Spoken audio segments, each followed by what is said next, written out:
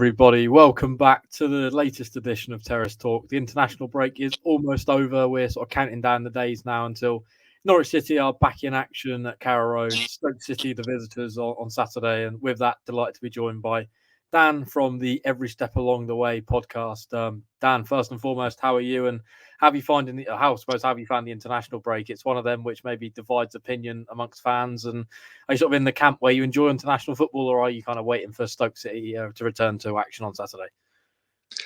I can enjoy the internationals. I'm not sort of like massively sort of against it. I can enjoy an England game, but yeah, it doesn't come close to Stoke and watching them and getting up for a Stoke game. It's sort of just a passing interest, the internationals. But yeah, glad to have the Stoke back this weekend, and I'm all good. Thank you, mate. Good stuff. Yeah, defeat before the break for you guys, much like us. We lost to Rotherham, you lost to Preston, and it's looking from afar a little bit of an indifferent start to the campaign. Defeats against Millwall and our pretty bitter rivals Ipswich Town. League wins over Watford and Rotherham, a couple of wins in the cup as well. So from afar, maybe a little bit of an indifferent mixed start to the campaign. What have you made of it so far? Yes, I think we've had, like I say, it's been very indifferent. It's like I say, we've got some victories, but again, Rotherham put 10 goals in 2 games past Rotherham in League and Cup, and really turned it on. 3 wins out of 4 in the league at home. So actually, as well, overall, I think we've had sort of like 4 or 5 home wins. We only had 7 in the entirety of last season, so it's good that that's picked up. But whereas the away form was decent last year, that's where we get to score away from home, which is promising for yourselves coming up for Saturday. I think we had a massive turnover. We've got to be patient with the squad. I think we've had like 18 new players coming over the summer. There's only like half a dozen, like say, we're here in May. So, we've just got to take our time, let them sort of mould in relationships and get to know each other's games and stuff. And I think it is going to be weeks, even a few months before they properly gel together after the sort of turnover we've had. Yeah, 16th place finish last campaign and 18 new players through the door, as you spoke about there. Maybe which ones have caught the eye so far from afar? That Vidigal, the wide man, seems to be the man that, looking at the stats, is maybe sort of pulling up the trees on the potteries at the stadium. Yeah, so he got a couple of goals on his debut, and then we played West Brom in the Cup a few days later. He came off the bench straight away, scored the winning goal there. The game against Watford again was a bit of a nothing game, sort of a scrappy, cancelling each other out, and then his finish was, I don't know if you've seen the finish from him in that game, but it was just hit first time, fantastic sort of thing. That he seems to be one of them players who, when the game needs a little bit of magic just to turn it one way or another, he's capable of it. So for £400,000, we certainly aren't grumbling at this phase. Yeah, he's definitely been the one who's settled straight in. Very promising signs as well from a Korean teenager we brought, Bay. He sort of made his debut in the last game against Preston, came on for the last 20 minutes, and he seems got something about him definitely, and really surprisingly was quite physical as well for a young, sort of quite a slight lad, because we thought that could be the worry that the Championship might just sort of swallow him up, coming from the Korean League, but he was getting well stuck in. We was impressed with that. Yeah, seems to be lots of promising signs from the new players. Maybe what's the expectation amongst the Stoke fans this season? Is it pushing for the playoffs or the top 2, or maybe kind of dampening the expectations a little bit lower than that? To be honest, 60 seems to have been sort of like we've used printers in that position for the end of every season for about 5 or 6 years. And it's ironic that we currently sit in 16th again after what was a good start. We sort of dropped down, but I'd be happy with a tilt at the playoffs. And I think if we can show a bit of progression, I just wonder whether the amount of time it's going to take to gel this side, it might be too late to actually get there. But if we end the season strongly and we've sort of got signs to build into next year, I think that's just going to be the main thing. There are people talking about playoffs, but more dreaming than demanding, shall I say? Yeah, I think there's many Norwich fans that are probably in a similar camp to you guys, just hoping that the playoffs might be on this season. Alex Neil, of course, the man in charge, arrived just over a year ago now, a man who's well known in these parts of the world as well. Of course, a playoff final winner at Norwich City in management, and a man who's still very well, I think, he's held in good regard down here. What have you made of his first 12 months in charge? He sort of arrived into I suppose, in a difficult fashion, left Sunderland in kind of a pretty dramatic way, arrives at Stoke, maybe the expectations are quite high and didn't seem to materialise to sort of the way I suppose he would have liked at the end of last season. But what we made of him so far, and sort of what do the Stoke fans feel about him? And to be honest, he's got the full support, I think, of I'd say 90% of the fan base still. We did have a difficult season, but I think he's honest. He's honest. You know where you stand with him. He doesn't try and sugarcoat things. He tells it as it is. I mean, he walked into the club last year, and bear in mind he left Sunderland where he'd done really well with them to come here, and literally one of the first things he said was, "I've got no wingers," because obviously Michael O'Neill before him didn't want to play with any. He was playing like five at the back, and he's like, "I've got no wingers. I want to play with wingers. Therefore, I'm going to have to play a formation I don't want to, and this is going to hinder me." And he's like, straight away, he was sort of saying that, don't be expecting this, this, and this. I'm not happy about having to play this way, but I'm going to have to. And he's like, he's with the little minor details. Like, we sort of laugh on our pod that when we come to a press conference and like everyone asks about injuries, and he'll just do nothing away. And it's like, you come to 2:00 on a Saturday and you just like, I have no idea what team's going to come out here. Well, we've got 4 players, for example, for this week. We've got Mark Travers, Ender Stevens, who got injured, playing for Ireland in the break. And then we've got Ryan Mai and Andre Vinegal, who were both injured before the international break. And he was asked about them today in his press conference, and he went, "Yeah, they're all there or thereabouts. We'll have to see how they are for the weekend." And it's like, he knows whether they're going to be fit or not, but it's like, as a fan, you're like, I've got no idea. So I like that about him. But yeah, I think I just love his honesty, to be honest. I love how, like I say, I think he's got the respect of players. I think he's done quite a lot, considering he's still only in his early 40s. I think he's done a lot in his managerial career, got a lot of experience. And I think it shows as well that no matter, apart from how he left Sunderland, fans of every club where he's been hold him in high regard. And I think that just shows that given time, he will do a good job. Yeah, I think he's notoriously struggled against Norwich in terms of his returns, but so I think from our perspective, we're hoping that will continue on Saturday. Just in terms of his tactical approach and the way he still approaches games, what does he do sort of in terms of his formation now and the way you spoke about wingers there just before, and maybe now he's got those options? Have you maybe seen a change in how he approached last season versus how he's approaching it this season? Yeah, I mean, we played 5 at the back against Watford. But I think that was mainly just because of that particular game and wanting to set up differently for that. We played quite well. Obviously, won the game 1-0. He started off the next game, which was Millwall away, with the same side, and then made 4 changes at half time because he wasn't happy. But other than that game and a half, it's been 4-3-3 all the way. I fully expect that to be the case in the majority of the games this season, and definitely I'd say in this one on Saturday. We've got sort of Keanu Hoover provides a bit of a threat from right back, likes to get forward. He's now sort of pairing him up maybe with Lloris, who's a guy we brought in from Sampdoria. He's a right-sided player who can play. He's an attacker but can also play right back himself. So I think they sort of marry up quite well, because when Hoover wants to go forward, Lloris can sort of cover him and drop in as well. So them two seem to be starting to get a little relationship going over the last couple of games, which is good. Ben Pearson will sit in the middle and just try and kick people and pick up yellow cards. See how long he can go before he gets one of them. It was only 53 seconds in the last match against Preston. He took him to get booked, which was fun.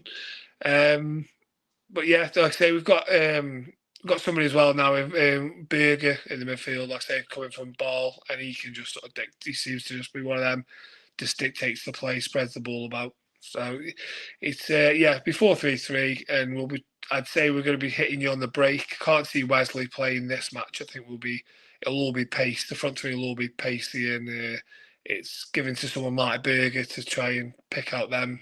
Go here when we win the ball deep.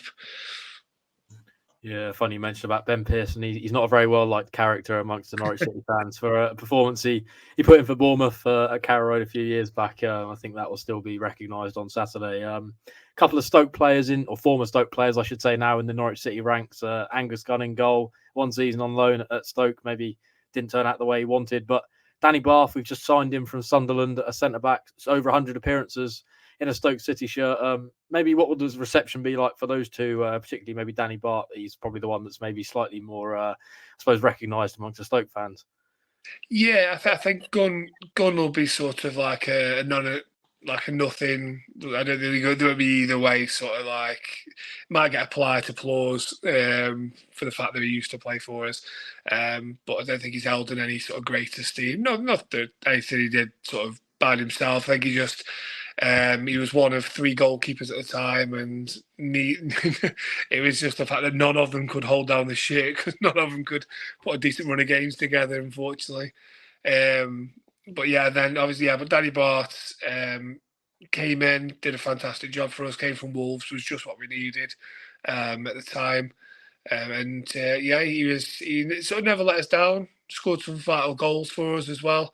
I think he was one of them players who, he's got his limitations, but he'll always give you 100%. And yeah, you'll never. He sort of drags others along with him as well. He's a great lad, Danny is. Yeah, really looking forward to seeing him in a Norwich City shirt. Certainly a different option at the back for us. Just intrigued to get your thoughts on us and where you maybe pitch us in the Championship predictions. It's always interesting. I've had various fans on this show so far this season. Some have said sort of top 6, some have said mid-table, and some maybe in the lower echelons of the Championship. So where do you pitch Norwich City and what you've seen so far? I'll be honest, at the start of the season, I did have you sort of smack bang mid-table. But I think you've started off really well. I think the signing of Ashley Barnes, although he's probably not, I've obviously not seen too much of you so far, but judging from what I know about Ashley Barnes, he's probably not the prettiest player to watch, but he's sort of, I imagine I've sort of described him in our pod this week as maybe a magnet for the ball, and then obviously you've got your pacey players around him and sort of Ida/Sargent in front, and they can all sort of, he can play off them. They can play off him, should I say? But yeah, I think he's going to be a valuable player at this level, and he knows the way around things. And given that little pocket of space where he is sort of playing for you, he does. I think he'll cause problems for a lot of teams. Just who to pick him up, isn't it? To be honest, I think is Josh Sargent out at the weekend. I believe is he? Yeah, he's picked up a pretty big blow against Huddersfield a few weeks back. Going to be out till Christmas, which is a massive hit for us because he started the season like a house on fire, really. Yeah, I think he's sort of a key man into yourself. I think he's a little bit too good for this division. So he did a decent job for you when you were in the Premier League, didn't he, as well? So I think he'll be a miss. But Ida seems to have picked his levels up. I don't know. Obviously, you know better than I do, but I was looking at his career stats, and I think he's only like 1 goal off his best ever season, isn't he, already? I mean, is he sort of just developed into a better player now? Do you think? Yeah, it's been an interesting one for him. He's one that very much divides opinion amongst Norwich fans. He probably needed a loan when he was a lot younger, never really got it because Norwich needed him as an option, and it's maybe stagnated his career a little bit. Injuries have hit him at different points where maybe he's hit form, and then he's very much a confident striker. He needs goals. Once they start flowing, then I think you're going to get a man that will score goals at this level. And to be fair, 2 goals already so far, and he's only really been coming off the bench only due to Sargent's injury. He's sort of been the man who's now leading the line. So intrigued to see how he's going to get on. I think the pressure's on him, but he had a really good international break, scored the penalty against the Netherlands the other night, which felt like kind of a big moment maybe for him and his confidence. So hopefully if he's starting on Saturday, then he can continue that positive form. We'll turn the attention forward now to Saturday's game. We've maybe spoken a little bit about some of the key men in the Stoke ranks, but if you had to pick one who might be a key man for this game, who would you pick? I would say Pearson. I think he like I say, he picked up that early yellow against Preston, and it sort of killed his game a lot because he knew he was sort of treading the fine line between for a red card kind of thing, and has been down to 10 men. I think if he can control that side of his game a little bit, it could he is vital to breaking up play. I think we are going to be, you are going to see the majority of the ball, I'd imagine, and we are going to have to rely on sort of, winning it deep and countering with pace. So I think he's going to be vital in just, like I say, winning the ball and just stopping them attacks in that final third. Yeah, in terms of the game, going to get a score prediction from you and your thoughts on the game. I think Norwich are unbeaten in the last 5 meetings between the two sides. I think your last win actually came at Carrow in 2018, 6th of October. So it's been a little while waiting. Are you feeling confident you might get 3 points on Saturday? Well, I'll tell you a little stat that we did on our pod as well, that we've only ever won 4 times at Carrow Road in 28 visits, and all 4 games were 1-0. We've only ever won 1. So if you score, we're not going to win. But I actually, believe it or not, I did something I very, very rarely do. I actually predicted us to lose on thing. So I do think you'll win. I don't think it'll be like a big score out of it. I think 2-1. I think a close game, but I think you'll probably just shade it 2-1. 6 months' time might be a different game, but at the minute, I think we're, like I say, just a few weeks yet, still off fully gelling and getting together. Yeah, I'm intrigued to see how we get on. We're still kind of adapting to life without Josh Sargent. We've just brought in a striker, Hwang from Nottingham Forest, who I imagine will be amongst the substitutes. Hopefully, he can make the mark on Saturday. And just finally, Dan, do you want to plug where your podcast is and where Stoke and Norwich fans can find the content? Yeah, so it's Every Step Along the Way. It's available on all your podcasters, on your podcast things, Apple, Spotify, Google, even on the Alexa. If you ask her, she'll play it for you. So it's all sort of, and it's at Every Step Along on Twitter if you want to find us on that, or X, or whatever you want to call it these days, or if you want to find us on there. That's great. There you go. That's the place to go if you want to hear some Stoke content. A little bit, I think, ahead of this game as well. I believe you got a podcast, so that might well be worth a listen tomorrow. With that, going to round off the show. Really do appreciate your time this evening, Dan. We finally got there. We've had a few struggles with connections and stuff today, so hopefully you've enjoyed this show. It's been a real pleasure, and hopefully we get a good game on Saturday. Are you heading down to Carrow Road on Saturday, Dan? Unfortunately, I'm not. We've had a bit of COVID in the house, so I've had to. I've got a backlog of work. I'm going to be working all weekend, but I'll be setting aside a couple of hours to take it in one way or another. But it's unfortunately that's pushed everything back for me. Yeah, I would say hopefully that's a positive 2 hours for you, but I'm really hoping it's a Norwich City 3 points and maybe a miserable few hours. But so thanks for joining us this evening. Lots of great content across the Pinken channels at the moment. We had a sit-down interview with Coach Narsas Pelash this week, so that's well worth heading over to if you've not listened to that. We were at David Wagner's press conference a few hours ago, so that's now up on our YouTube channel. Well worth going to listen to all the latest team news. Much like Alex Neil, he's very much a manager who doesn't like to share where injuries are and who will be available. So we'll still be playing the guessing game at 2:00 on who's going to be on the team sheet. But imagine Norwich will probably be unchanged from the last outing at Rotherham. So with that, we'll round off the show. See you at Carrow Road on Saturday, and hopefully it will be another 3 points for the Canaries.